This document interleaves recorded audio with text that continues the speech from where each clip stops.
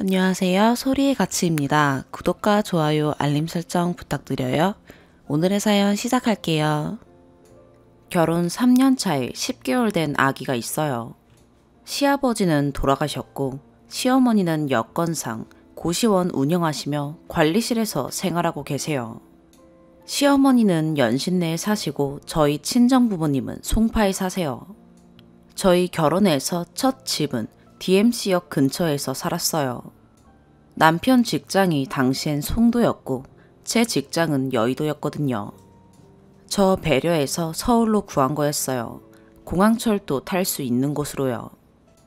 그리고 결혼 다음 해에 임신했다가 유산하고 나서 저는 친정 근처로 이사 가자고 했어요. 어차피 아기 생기면 우리가 맞벌이이다 보니 조금이라도 도움받을 수 있지 않겠냐고요. 그래서 2년 전에 친정 근처로 이사 왔어요. 남편 직장은 가산 디지털 단지, 저는 여의도라서 9호선 근처로 구해서 나름 교통 스트레스는 적었지만 친정하고는 걸어 다니기엔 먼 거리였고요. 그러다가 작년에 아기가 태어나고 이제 올해 저는 회사로 복귀해야 해요. 남편이 먼저 아기 낳기 전부터 전세 만기 끝나면 친정에서 더 가까운 데로 이사 가자고 했었어요. 걸어 다닐 수도 없고 애매한 거리라서 차라리 가까이 가는 게 어떻겠냐고요. 그래서 만기 되면 더 가까이 이사 가자 했었죠. 그러다가 오늘 드디어 지금 사는 집이 나가서 저희도 집을 구해야 하는 상황이 되었어요. 집을 내놓자마자 저는 친정 근처로 집을 보러 다니기도 했어요. 한 2개월 전쯤이요. 남편도 같이 보러 간 적도 있고요. 근데 갑자기 오늘 대화하다가 이제 이사 갈 집은 최소 4년은 살아야 한다고 생각하니까 도배도 하고 들어가자 라고 했더니 갑자기 꺼내는 말이 근데 꼭 이 동네에 살아야 하는지 였어요. 저는 너무 황당했지만 아무튼 내용을 정리해보면 제 입장은 내가 출근하면 아기 어린이집 파원을 3시에 친정엄마가 시켜주기로 했다. 그렇지 않으면 7시까지 어린이집에 있어야 하는데 그건 내가 싫다. 그리고 친정엄마가 반찬을 해주시는 등 맞벌이의 힘든 부분을 도와주신다. 아기가 어린이집에서 갑자기 아프거나 다치면 친정엄마가 가까이에서 도와줄 수 있다. 이 외에도 아직은 알 수 없지만 도움을 요청할 수도 있는 상황을 대비해서 근처에 살고 싶다. 남편 입장은 굳이 가까이 살 필요성을 못 느낀다. 친정 부모님이 시도 때도 없이 방문해서 생활에 간섭이 된다. 어린이집 등하원은 내가 맡아서 하겠다. 7시까지 있는 게 뭐가 어떻다고 그러냐. 아기가 아프거나 다쳐도 내가 휴가 내고 가겠다.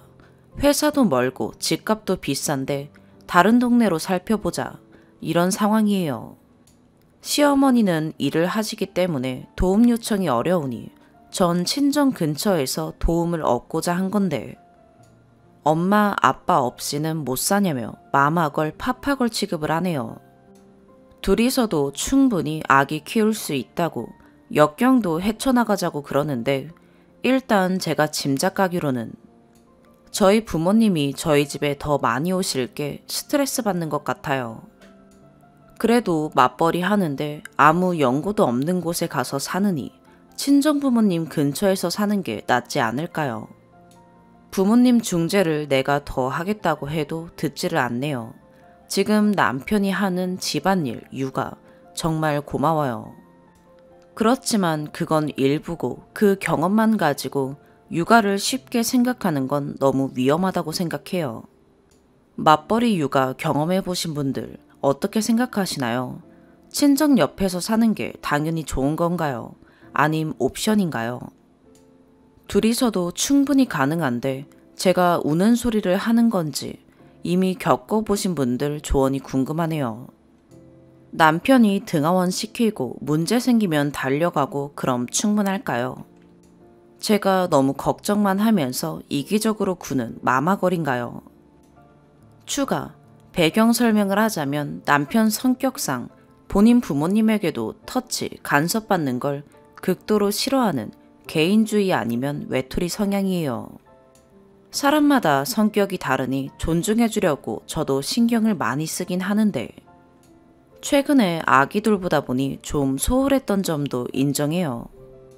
저희 친정에서는 첫 손주라 저희 부모님이 매일같이 아기를 보고 싶어 하긴 하세요.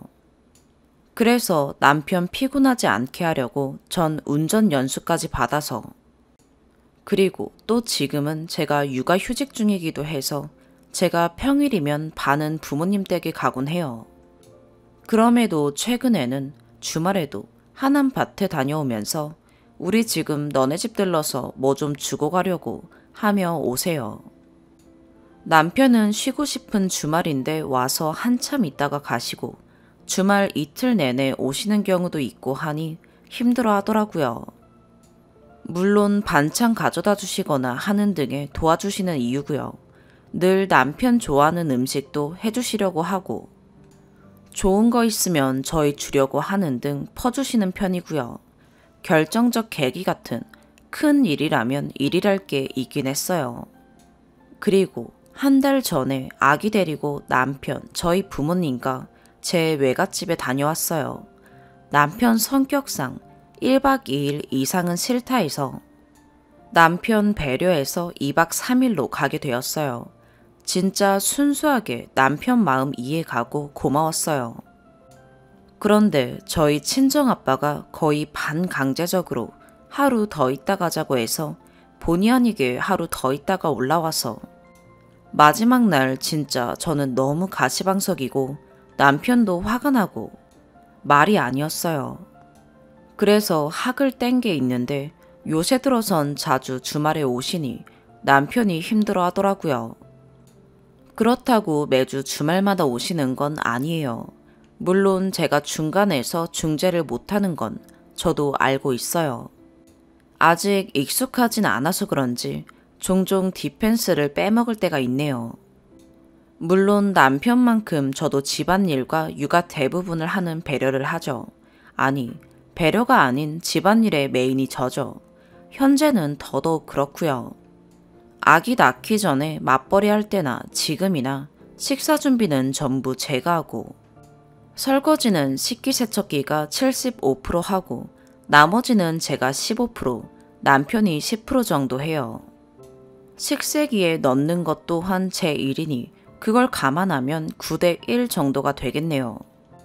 결혼할 때부터 집안일 나눈 게 바닥 청소랑 빨래 돌리고 널어두는 건 남편이 하고 주방일이랑 빨래 걷어서 개우는 건 제가 하는 거였어요. 건조기 구입하고부터는 남편이 할 일이 사라져서 제가 빨래 돌리고 건조시키고 개우는 걸 거의 도맡아 하죠. 그치만 다들 아시다시피 빨래에 있어서 넣는 것과 개우는 게 가장 큰 일이잖아요. 바닥 청소는 청소기 돌리는 걸 거의 잘 안 하고 정전포 그것만 쓱쓱 밀곤 해서 저도 대충 그냥 냅두다가 너무 지저분하면 청소기 돌려요. 아기 태어나고는 그나마 주말에 청소하자면 하긴 하더라고요. 물론 같이요. 그리고 누가 온다 그러면 청소하고요. 외식은 거의 최소로 하고 살아요. 쌀국수니 마라샹궈니 재료 사다 만들기 번거로운 것도 해달라고 하면 대부분 해주는 편이에요. 저는 워낙 놀러 다니고 맛집 다니는 걸 좋아하는 편인데 남편은 돈을 아끼고 싶어 해서 그런 것도 최소로 하다 못해 거의 안 하고 싶어 해서 자주 놀러 가거나 하지도 않고요. 결혼기념일이나 생일에도 흐드러지게 비싸고 좋은 데는 가자고도 안 하고 가자고 해도 가지도 않아요. 이 두 가지는 제가 집돌이인 남편을 매우 배려하는 점이고요. 시댁 모임이 있으면 저는 오히려 가길 반기는 편이라서 트러블 생길 일이 없네요. 이 부분도 저희 친정에서 많이 오셔서 제가 감내하는 게 아니라 성격상 거부감이 없어서예요. 시어머니 뵈러 가거나 전화드리는 것도 늘 제가 가자고 하자고 해서 하는 경우가 많아요. 누나들도 시어머니도 다들 남편 보고 짠돌이라고 엄청 하거든요. 말뿐일지 몰라도 시어머니도 제가 참아주며 산다고 고맙다는 식의 말도 많이 하시고요. 두 번째 추가, 달아주신 댓글 고맙습니다. 지난번 다른 게시판에 올릴 땐 객관적으로 쓰겠다고 하고선 너무 남편이 배려하는 내용들을 위주로 올려서 조금 더 밸런스를 맞춰서 수정해서 올렸어요. 실제로 결혼해서 아기 키우는 분들 조언이 궁금해서 다시 올린 거고요. 남편도 급할 때마다 휴가 내고 오는 게 자유로운 건 아니고 그만큼 힘들다는 걸 말하고 싶어서 그런 말을 꺼낸 거였더라고요. 댓글들도 읽고 남편과도 대화해서 역시나 제 중재가 매우 필요하다는 걸 알고 앞으로 최대한 디펜스 하겠다고 약속했어요.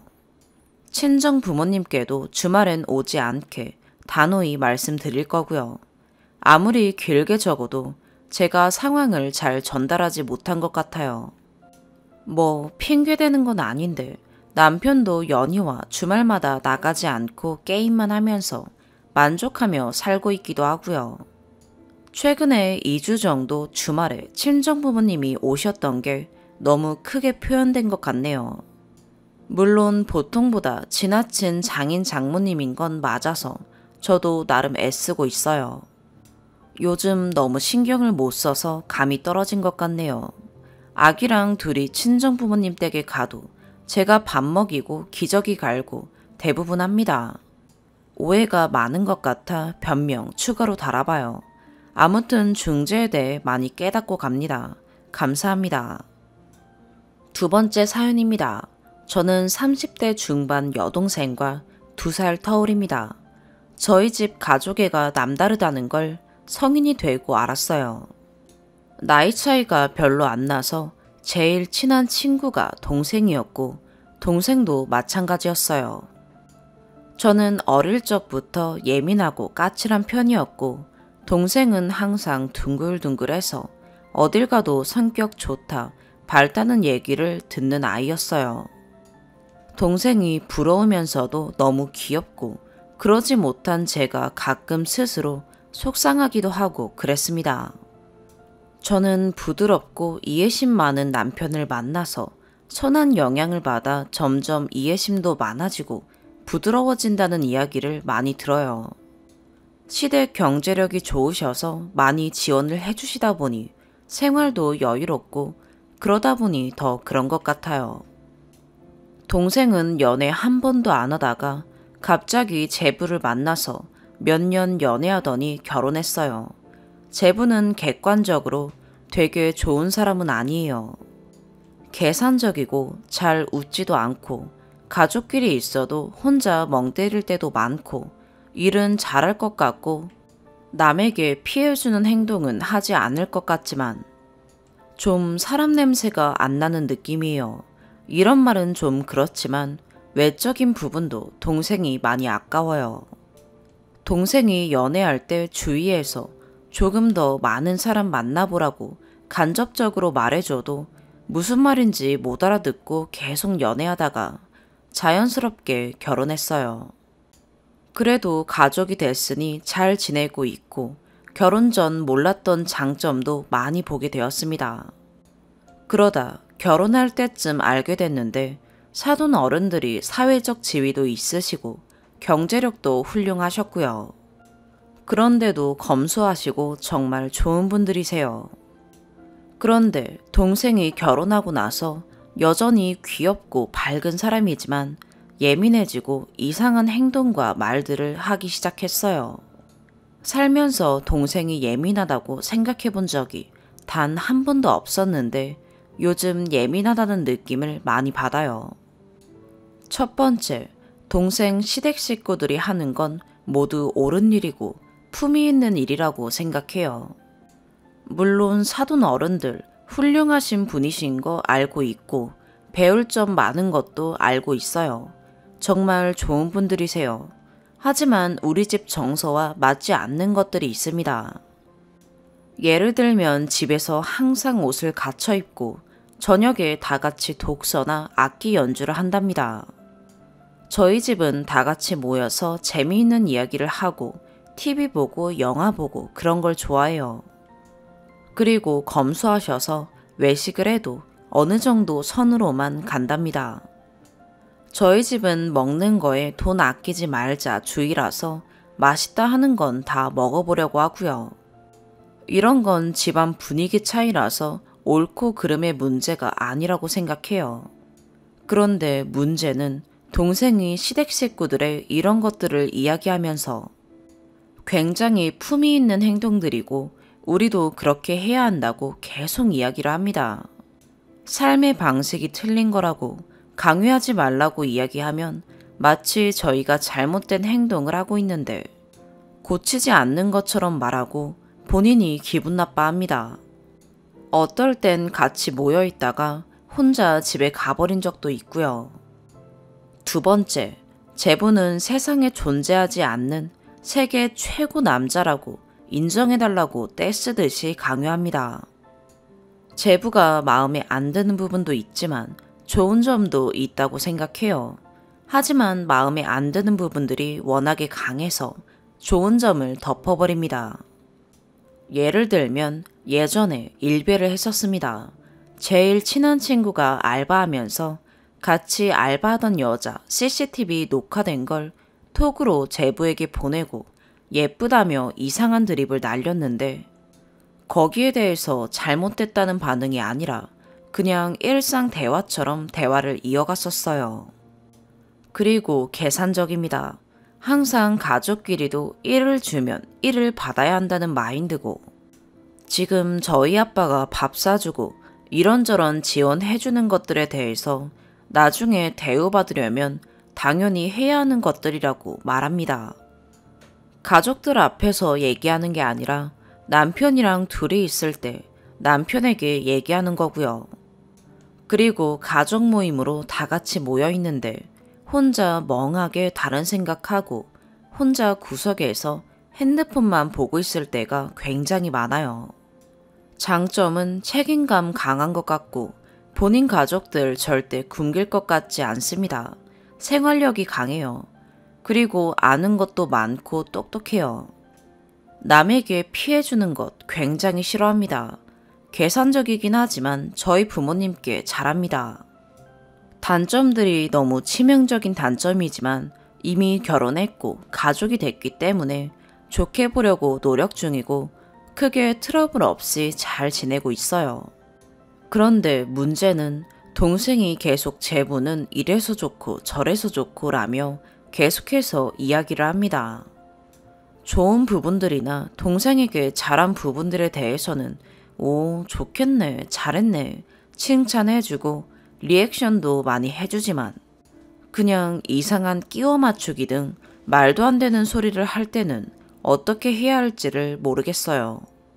사람 외적인 부분을 입에 올리면 안 되는 거지만 누가 봐도 제부는 키도 작고 못난 얼굴에 속해요. 그런데 동생이 계속 제부가 꽃미남이라든지 예쁘게 생겼다든지 그런 소리를 합니다. 거기다 제부가 하는 행동은 모두 옳은 행동이고 멋진 행동이라고 말해요. 위에 1번 문제와 똑같이 여기에 뭔가 호응을 안 해준다든지 한마디 말을 보태면 토라져서 집에 가버려요. 그러면 다음부터 안 그럴 것 같기도 한데 며칠 뒤에 만나면 또 같은 말과 행동이 무한반복됩니다. 한두 번 그냥 좋게 넘어갈 수도 있다 싶기도 하고 동생 말이 맞다고 해주면 그만할까 싶어서 호응해주니 다음에 만났을 때는 제가 인정해줬다는 생각 때문인 건지 더 심하게 같은 말을 반복합니다. 그러다 보니 동생과 계속 트러블이 생기고 그렇게 둘도 없이 친하게 지내던 동생과 자꾸 싸우니 점점 마음이 멀어지는 것 같아서 너무 속상해요.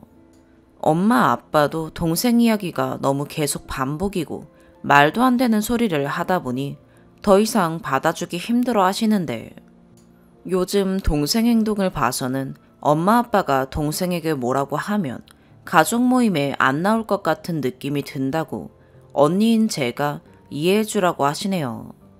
뭐든지 적당히 해야 하는데 지금 동생의 행동이 너무 과해서 같이 있으면 너무 스트레스가 되네요. 어떻게 해야 할지 모르겠네요. 추가. 다른 분들이 보실지 모르겠지만 남겨놓습니다. 댓글 하나하나 읽어보니 제가 질투를 한다는 글이 보이더라고요. 제부의 단점도 정황상 그런 거 아니냐는 글도 보이고요. 본문에 너무 자세히 적으면 오히려 이상한 글이 될 것 같아서 요점만 적는다고 적었는데 사돈분들은 사회적 지위가 높으시지만 사업 쪽은 아닙니다. 그래도 당연히 따라오는 경제력 좋으시고요. 저희 시댁은 사업하시는데 경제력만 보면 저희 시댁 쪽이 더 좋아요. 동생 결혼할 때 되어서 보니 저희 시아버님과 사돈어른이 아시는 사이더라고요. 필요 없고 의미 없는 말이라서 굳이 적지 않았었는데 제가 질투한다는 글이 웃겨서 남겨놔요. 그리고 저희 아빠도 사업하셔서 사돈과 저희 시댁만큼은 아니지만 부족한 거 없이 컸고요. 동생이 사돈집에 갔다가 저희 집에 오면 구질구질하거나 그런 상황은 아니에요. 제부가 일배했다는 건 동생이 제부 폰 만지다가 자주 방문하는 사이트에 일배가 있는 걸 보고 저한테 이야기해줘서 알았고요. 그때 동생이 제부랑 헤어지려고 했었는데 제부가 다신 안 한다고 무릎 꿇고 빌어서 이어진 연애였어요. 이런 글 추가하는 게 쓰면서도 웃기네요. 두 번째 추가. 조언들 감사합니다. 댓글들 보니까 맞는 것 같네요. 정신 승리거나 최면에 걸린 게 맞는 것 같네요. 진짜 마음 아프네요.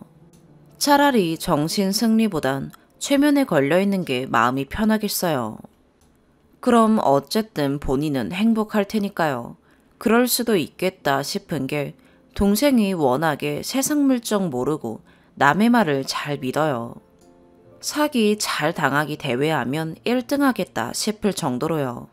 저번에 한번 동생이 제부 이야기를 할 때 못 참고 너 눈에만 그렇지 다른 사람들 눈에는 그렇게 보이진 않을 것 같다 라고 한마디 한 적이 있는데 그때 화를 내는 게 아니라 정말 말도 안 되는 소리 들었을 때 정말 어이없다는 반응을 하더라고요. 일단은 그냥 적당히 장단 맞춰주면서 지내봐야겠습니다. 괜히 건드렸다가 상황이 더 안 좋아질 것 같네요. 세 번째 사연입니다. 회사에 3개월 차 중고 신입이 있습니다. 이분의 식탐이 항상 동료들을 미치게 만들어 하소연을 좀 해볼까 합니다. 실명을 거론할 수 없으므로 김식탐으로 하겠습니다. 첫 번째, 파스타 사건. 회사 주변에 파스타 가게가 생겨서 직원들끼리 가보자고 했습니다. 하지만 그날따라 전 직원 참여에 외부 점심 미팅이 잡혔습니다. 파스타 가게는 자리가 협소하고 시끄러워 미팅 공간으로 부적합하여 다른 곳을 예약했습니다. 김식탐이 미팅 자리에서 원래는 파스타를 먹기로 했는데 하필 오늘 미팅이 잡혀서 못 먹었다는 얘기를 3번 이상 반복하는 겁니다.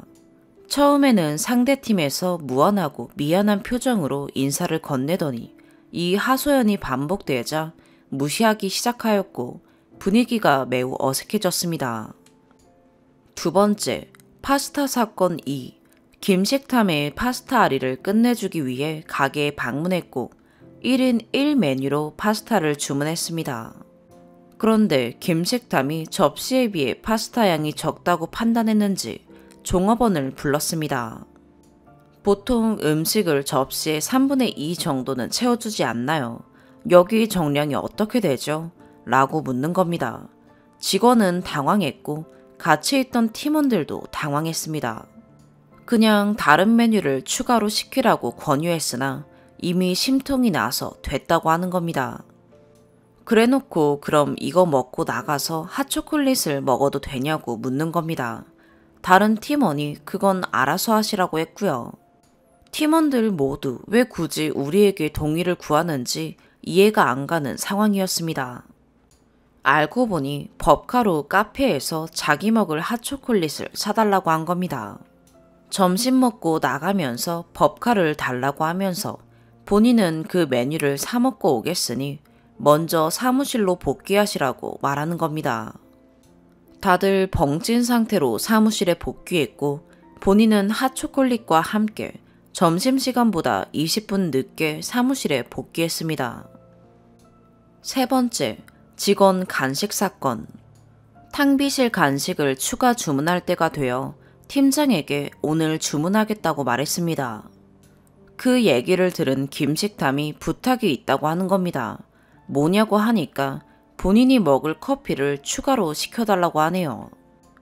회사 탕비실엔 항상 맥심 커피 믹스와 카누 원두티백을 구비해두는 편입니다. 그거 똑같이 살 테니 드시면 되지 않냐고 물었더니 본인은 그것보다 커피빈이나 스타벅스 원두백을 마시고 싶다고 합니다. 그걸 왜 회사 돈으로 개인을 위해 사드려야 하는지 모르겠고 하다못해 나보다 신입인 그분께서 저에게 탕비실 채우는 일을 시키는 것도 이해가 가지 않아 팀장에게 보고드리고 추가로 구매하라고 했습니다. 팀장에게 보고했으나 팀장이 공금이므로 최소한의 다과만 준비하고 원두백은 개인적으로 구매하라 라고 하자 기분이 나빴는지 대리님은 탕비실 과자 본인이 고르시던데 라고 하는 겁니다. 탕비실 간식은 누가 주문할 것도 없이 부족하면 서로 나서서 주문하는 상황이었고 보통은 나눠 먹을 수 있는 과자들과 기본적인 티백을 준비하는 편입니다. 다만 이번에는 제가 탕비실이 빈 것을 발견하고 준비한 것뿐 메뉴도 기존에 시키던 것들이었습니다. 저격당한 것 같아 기분도 나쁘고 예의도 없다고 생각해서 그럼 이제부터 탕비실 메뉴는 김식탐이 보고 알아서 주문하시라고 했습니다. 김식탐이 기분 나빠서 투덜거리며 결국 팀장이 시킨 메뉴들만 샀습니다. 네 번째, 타코 사건. 점심을 뭘 먹을지 정하는데 팀원들이 딱히 의견을 제시하지 않았습니다. 얼마 전 먹었던 타코는 여직원들이 좋아하기도 했고 대부분 맛있다고 했어서 타코를 먹으러 가자고 제안했습니다. 다들 동의했고 김식탐도 별말 없이 따라 나섰습니다. 메뉴 시키는데 여긴 항상 양이 적더라 라며 투덜거리기 시작했습니다. 종업원에게 고기 추가나 밥 추가가 가능하냐고 물었습니다. 종업원이 별도 추가되는 메뉴는 없고 사이드 메뉴를 시키면 될 것 같다고 대답했고요. 그때부터 혼자 기분이 안 좋아져서는 한숨을 쉬고 직원들과의 대화에도 끼지 않습니다. 누가 뭘 물어봐도 딱 잘라 대답하고 고개를 숙이고 있습니다. 식사 후 팀원 A가 본인이 먹으려고 산 에너지바를 줬습니다. 그런데 김식탐이 그걸 거절하며 이번 점심을 타코로 정한 것 때문에 미안해서 그러시는 거죠. 됐습니다. 저는 에너지바로 배를 채우긴 싫어서요. 라고 대답하여 모두를 놀라게 했습니다. 다섯 번째, 점심 고기 사건. 점심 메뉴로 삼겹살이 먹고 싶다고 하는 겁니다. 팀원 중 여러 명이 점심부터 무슨 고기냐고 반대했습니다. 결국 백반집을 가서 1인 1메뉴를 시키게 되었습니다. 제육볶음이 2인부터 주문 가능하다고 하자 한숨을 쉬길래 그냥 제육 시켜서 다 같이 나눠 먹자고 했습니다. 그런데 김식탐이 정색하며 제 메뉴는요? 라고 해서 그럼 제육을 사이드로 시켜 다 같이 나눠 먹고 본인 걸로 다른 메뉴 시키라고 했습니다. 김식탐은 단호하게 그냥 혼자 제육 2인을 먹겠다고 하고 메뉴가 나오자마자 본인의 공깃밥을 부어 넣어 섞어버렸습니다. 혼자 냠냠 쩝쩝거리며 2인분을 먹었습니다. 여섯 번째, 계란 후라이 사건. 김식탐이 백반집에서 계란 후라이를 해줄 수 없냐고 물었습니다. 식당 직원이 메뉴판에 따로 있는 메뉴가 아니니 해줄 수 없다고 했고요. 김식탐이 직원에게 여기 메뉴는 조금씩 다 짜서 계란 후라이를 같이 주면 조화가 맞을 것 같다 라고 하는 겁니다. 직원이 기분 나빠서 씩씩대며 앞으로 다른 곳 가시라고 했고 그때부터 저희 팀원들은 그 집을 가지 못하게 되었습니다. 이 밖에도 많은 일들이 있었는데요. 이 정도의 사건만 올려봅니다. 팀원들 모두 이분의 식탐 때문에 스트레스를 받고 있어요. 물론 일 처리가 느리고 이해력이 부족한 부분도 추가로 스트레스를 주고 있지만요. 회사에 이런 직원 다들 있으신가요? 추가, 왜 다 같이 먹느냐고 묻는 분들이 많아서 대답하자면 팀장님 성격 때문이에요. 팀장님은 회사 직원들이 다 같이 밥을 먹는 것을 중요하게 생각합니다. 회사에서 모든 직원들이 화목하게 지내야 업무 처리에도 문제가 없다고 매번 얘기하시고요. 개인 식비가 지급되는 형태가 아니고 공용으로 사용하는 법인카드가 있기 때문에 따로 식사를 하게 될 경우 개인 돈을 들여야 하는 문제도 있어요. 팀원들도 몇 번은 눈치 보며 따로 나가서 개인 돈으로 사 먹곤 하는데 그것도 한계가 있더라고요. 많은 분들의 공감 감사합니다. 서로 눈치 보느라 누구 한 면 총대를 매진 않고 있어요. 저도 총대 매는 스타일이 아니라 하소연이라도 할 겸 여기에 글 써봤네요. 다들 감사합니다. 회사 생활 항상 화이팅 하세요. 두 번째 추가. 많은 분들이 공감해 주셔서 오늘 있었던 일도 추가해 보려고 합니다. 오늘 김식탐이 제육 2인분을 먹었던 백반집을 가기로 했고 반찬으로 생선조림이 나왔습니다. 김식탐이 반찬을 젓가락으로 뒤적이며 생선 토막을 세기 시작하는 겁니다. 팀원 B가 그게 싫었는지 종업원에게 생선조림을 조금 더 주실 수 있냐고 저희가 생선을 좋아한다며 양해를 구했습니다. 김식탐이 의아해하며 요새 반찬은 인원수에 맞춰주는 식당이 많은데 왜 여기는 인원수를 맞춰주지 않았는지 의도를 모르겠다고 합니다. 다들 할 말이 없어서 앉아있는데 반찬을 가져다 주신 종업원에게 이 얘기를 했습니다. 보통 식당에서 이런 반찬은 인원수에 맞게 나오지 않나요? 라고 물었습니다. 종업원도 이상하게 쳐다보고 분위기가 안 좋아져서 팀장이 종업원에게 괜찮다고 인사하며 팀원들에게 그냥 먹자고 했습니다. 김식탐 본인은 뚝불을 시켰고 밥 양을 많이 달라고 하는 겁니다. 종업원이 뚝불과 공깃밥 1개를 줬고요. 김식탐이 밥 양을 확인하더니 밥을 많이 달라고 했는데 못 들으셨는지 묻는 겁니다. 종업원이 말없이 공깃밥을 1개 더 줬습니다. 김식탐이 기분이 나빴는지 아까 분명 얘기했는데 억울하다는 식으로 저희를 쳐다보며 얘기했으나 아무도 반응을 해주지 않았습니다. 팀원들도 적당히 무시하는 반응을 하고 있으나 김식탐과의 점심 식사는 항상 뭔가 예상치 못한 사건을 만드네요.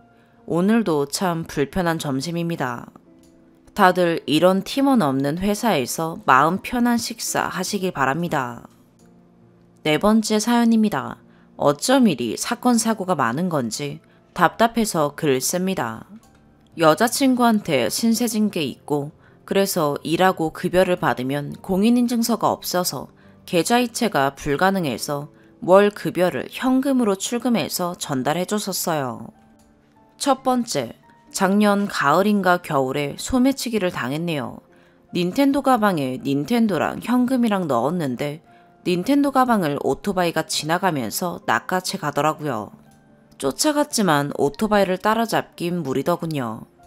경찰에 신고는 했으나 범인은 가출 청소년이며 인근 고등학생으로 확인되며 집에서는 집 나간 지 오래되면서 연락이 끊긴 지 오래니 자기네는 모르는 일이라고 학교에서는 등교 안 한 지 오래되었다고 하네요.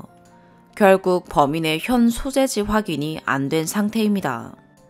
두 번째, 작년 여름 장마 시작하기 전 사람 많지 않은 동네에 어머니와 어머니 친구들과 저녁 먹으러 따라갔다가 잠깐 담배 피러 나갔는데 연로하신 할머니께서 잠깐 도와달라고 해서 다가갔다가 병원에서 눈을 떴어요. 담배 피러 나갔는데 몇 시간이 지나도록 돌아오지 않자 어른들이 찾으러 나왔다가 어떤 무리들 사이에 제가 누워 있었고 제 머리를 바리깡으로 깎고 있었던 걸 발견해서 경찰에 신고를 했답니다. 그러고 병원 응급실로 이송되었고요. 그때도 여자친구 주려고 현금 찾아놨다가 그것도 없어졌어요. 핸드폰도 잃어버렸었는데 이후 경찰이 찾아줬네요. 현재 잡힌 사람은 할머니 한 분이에요. 분명 도와달라고 한국말을 했었는데 경찰에 잡히고 나니 중국말만 했대요. 인신매매 예상으로 아직 수사 중이라는데 힘들다네요. 그리고 몇 주 전 저를 발견해 주셨던 어른분 차량을 그 범인으로 추정되는 사람들이 앞유리를 부숴놨대요. 블랙박스 영상 및 주변 CCTV들을 추적해서 그 사람들 차량을 찾았는데 버려져 있었고 대포 차량으로 아무런 증거가 못 된대요. 세 번째, 그리고 저번 달 중순 다니던 직장은 식당 체인점으로 조리 업무를 했었는데 사장님 타 지역에서 교통사고로 입원하면서 가게 문 열기 힘들다고 다른 식당을 소개해 주셨는데 그러고는 핸드폰 번호가 없는 번호라고 나오네요. 월급 한 달 반채 안 주고 잠수를 탔습니다. 고용노동부에 신고하려니 실 운영하는 사장과 사업자 등록자상에 등록되어 있는 사장이 달라서 실 운영하던 사장 연락이 안 돼서 받기 힘들다고 합니다. 월급 받을 때 4대 보험 가입으로 공제하고 지급받았는데 4대 보험도 미가입이라고 하네요. 체인점 본사에 연락했더니 각자의 사업장으로 자기네는 책임이 없다고 합니다. 네 번째, 요새 코로나 때문에 식당 일자리가 없어서 가전제품 설치하는 보조기사로 취직했습니다. 출근 이틀째인 어제 주 기사님이 설치하면서 차에서 뭐 가져오라고 심부름시켜서 내려간 사이에 주 기사님이 감전으로 119에 실려갔어요. 주 기사님 상태 호전될 때까지 회사 측에서는 기다리라는데 무급이고요. 그냥 단순히 살짝 감전된 게 아니라 진짜 심각한 상태랍니다. 당장 돈을 벌어야 하기 때문에 결국은 또 실직자가 되었어요. 지금은 은행 가서 공인인증서 등록하고 핸드폰으로 이체 가능한데 통장에 잔고가 없습니다. 어떻게 먹고 살아야 할지 막막해요. 무슨 영화도 아니고 1년 정도 된 기간에 이런 사건 사고가 연달아 터지는지 모르겠어요. 경찰에 접수한 게 2사건이나 되고 고용노동부에 접수한 급여 못 받은 건 그냥 마냥 기다려야 하는지 아니면 어디 제보라도 해야 하는지 혹시 이 중에서 경험해 본 적 있는 사건이 있으신 경우 어떻게 처리했는지 조언 부탁드려요. 어제 저녁에는 너무 답답해서 집에 소금 뿌렸어요. 혹시 집터에 문제가 있나 싶어서요. 추가, 일단 긴 글 읽어주셔서 감사합니다. 처음에 이 글을 올리려고 글을 쓰고 올리기 전에 여자친구랑 얘기를 했었는데 이렇게 글로 써놓으니 무슨 영화 같기도 하고 소설 같기도 하고 참 현실성 없게 느껴진다. 분명 거짓말, 주작 이런 말이 나올 것 같다. 저희 둘 다 이런 식으로 생각했습니다. 일단은 이 가짜 같은 이야기들 중 거짓은 하나도 없습니다.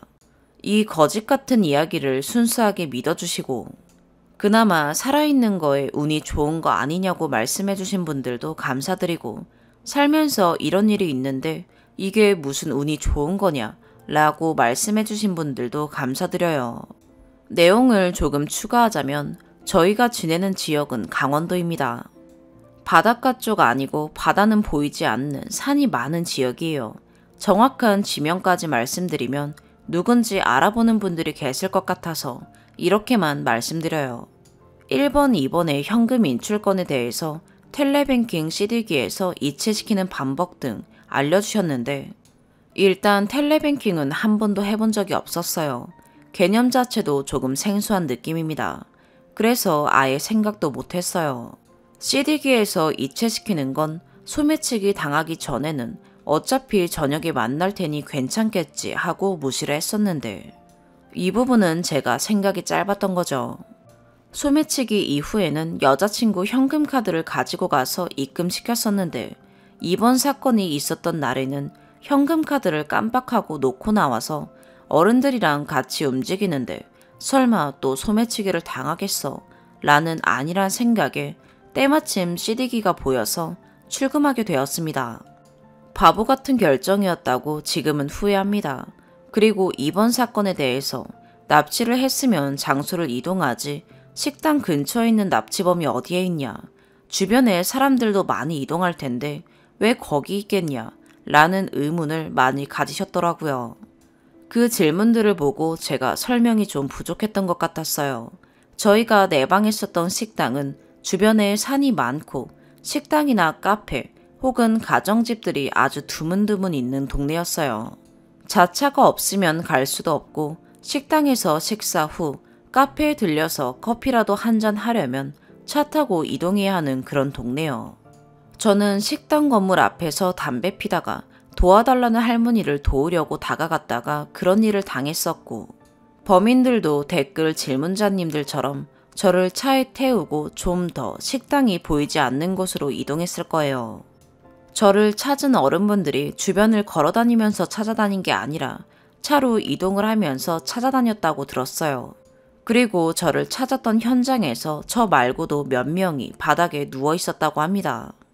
저희 역시도 특히나 이번 같은 경우는 이슈가 될 법도 하고 경찰 쪽에서도 조금 더 신경 써줄 법도 한데 수사에 진척이 없어서 그러는지, 아님 경찰분들은 일단 인면피해가 없으니 별일이 아니라고 생각해서 그러는지, 아님 지금이 코로나 시국으로 경찰 인원이 부족해서 그러는지 별로 신경 써주는 느낌도 아니고 열심히 범인을 찾기 위해 노력하는 느낌도 아니었어요. 물론 경찰서 내에서 수사팀들이 어떤 마음인 건지는 제가 정확하게 알 수는 없겠죠. 이 글을 쓰게 된 이유는 넋두리도 있었지만 혹시 1, 2번 같은 일이 아니더라도 경찰에 신고를 했을 때 경찰이 약간 저희 일을 뒷전으로 하고 있는 듯한 느낌이 드는데 그냥 이대로 기다려야 하는지, 혹시 어떻게 하면 경찰분들이 조금 더 신경 써서 수사를 하게끔 할 수 있는 방법이 있는지, 그리고 월급을 못 받아서 고용노동부에 신고를 했는데 실제 저를 고용해서 운영을 했던 대표와 사업자 등록증상 대표가 상의해서 힘들다는 답을 받고 일단 기다리라고 했는데 이 역시도 그냥 기다리기만 해야 하는지, 혹시 비슷한 경험 있으셨던 분들은 어떻게 하셨는지 여쭙고 싶어서 글을 쓰게 되었습니다. 오늘의 사연 여기까지입니다. 구독과 좋아요, 알림 설정 부탁드려요. 시청해주셔서 감사합니다.